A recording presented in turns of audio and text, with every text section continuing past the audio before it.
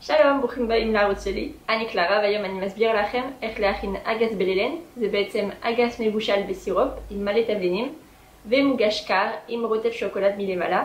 זה קינוח מסעדה, לא קינוח קונדיטוריה, וזה מאוד טעים, זה יהיה אחלה קינוח לסוף ארוחה משפחתית, ואני אסביר לכם איך להגיש את זה בצורה טיפה יותר מגניבה ומרשימה.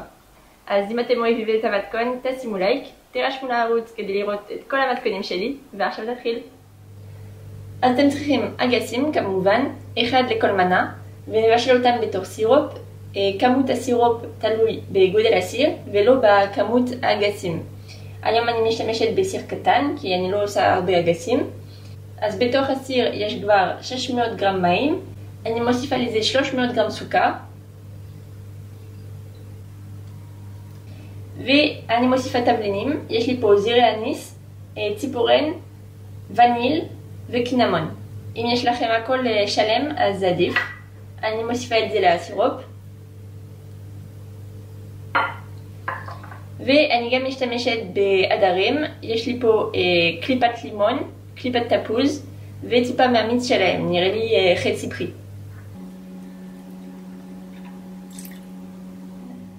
אני אשים את זה על האש ובינתיים אני אכין את האגסים.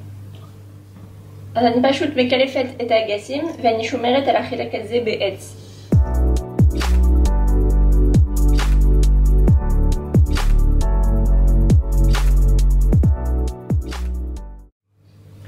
אני שמה אותם בתוך מים קרים עם לימון כי אחרת הם ישררו.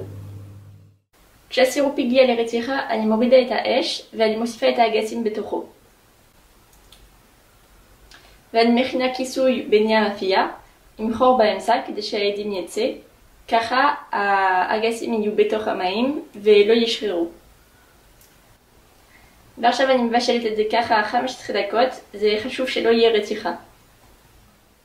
אחרי הבישול אני סוגרת את האש ואני נותנת להם להתקרר בתוך הסירופ עם הכיסוי.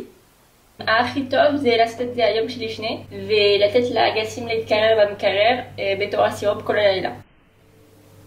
עכשיו אני עושה רוטב שוקולד. בשביל זה אני משתמשת ב-60 גרם שוקולד מריר, 120 גרם מים ו-50 גרם סוכר. אז בתוך סיר קטן אני שמה את המים והסוכר ואני מחממת עד לרתיחה. כשיש לי רתיחה יפה אני מורידה את האש ואז אני מוסיפה את השוקולד. ועכשיו אני מערבבת איתה ואני מבשלת את זה עוד איזה 5 דקות עד שאני מקבלת את המרקם הזה. הרוטב נהיה כמו סירופ, נשאר על הקו. גם אם אני עוברת אתם רואים שזה לא נסגר.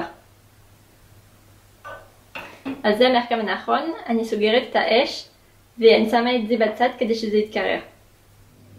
אני אעשה גם טיפה שקדים כלואים, בשביל זה אני צריכה מאוד מעט. אני לוקחת שקדים מולבנים שאני שמה על מגש עם נייר אפייה ואני מכניסה לתנור ב-200 מעלות עד שהם יקבלו צבע יפה. עכשיו אני עושה שנטיי, אז קודם אני צריכה קצפת. לקחתי שמנת 38% שומן ואני מקציפה.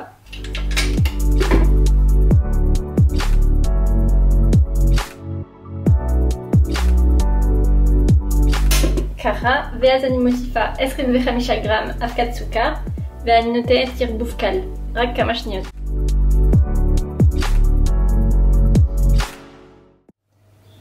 השלב הזה זה לא חובה, אני פשוט עושה קרמל יבש ואיתו אני אעשה כלי הגשה בסגנון הזה כדי שזה יהיה יותר יפה על הצלחת. כשיש לי קרמל אני לוקחת מצקת משומנת ואני פשוט שמה קרמל עליה. כדי שזה יעבוד, החוט של הקרמל צריך להיות מאוד דק ובגלל זה עדיף לחכות שהקרמל יתקרר טיפה.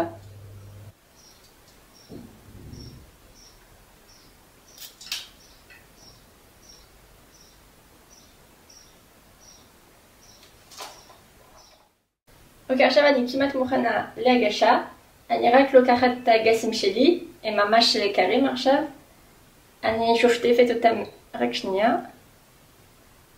ועם כף פריזאי או עם סכין, אבל צריך להיזהר עם סכין, אני מורידה את החלק הזה מלמטה זה מאוד פשוט כי עכשיו האגס רך. ולאט לאט אני מורידה מה שיש בפנים. כאילו כל הגרעינים וזה.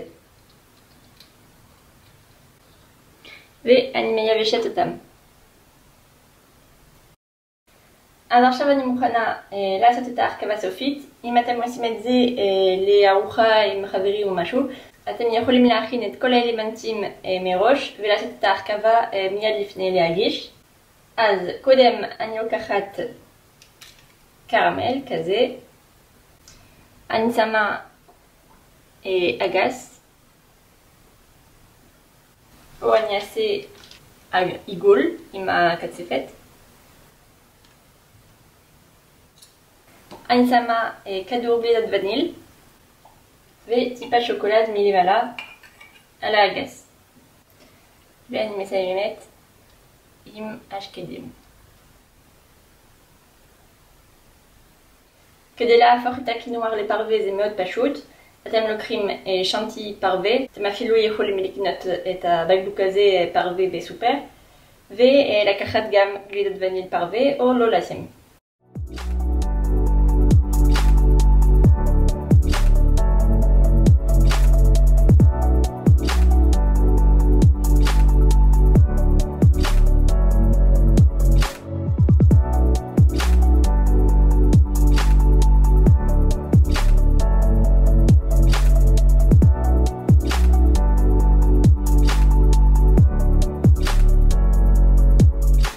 וזהו, המתכון נגמר. אתם רואים שזה מאוד קל ומלא טעמים, באמת כדאי להכין בבית.